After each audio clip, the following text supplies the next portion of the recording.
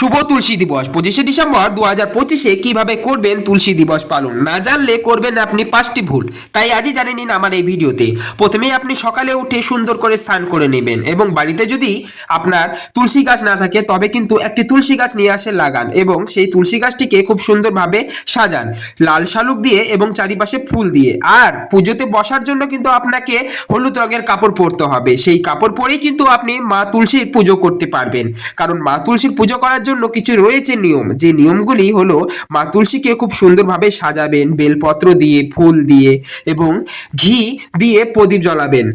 গরুর ঘি দিয়ে প্রদীপ জ্বালাতে হবে। আর হ্যাঁ, এই মা তুলসীকে পুজো দেওয়ার জন্য কিন্তু আপনাকে কিছু মন্ত্র রয়েছে যা আমি বলবো আজ। এবং মা তুলসীকে পুজো দেওয়ার সময় আপনাকে 7 বা 11 বার পরিপর্ব করতে হবে চারিদিকে। এবং মা তুলসীকে আপনি এই মন্ত্রটি দিয়ে পুজো করবেন, ওং নমো ভগবতে বাসুদেবেই নমো এবং মাং নমো তুলসী দেবেই নমো।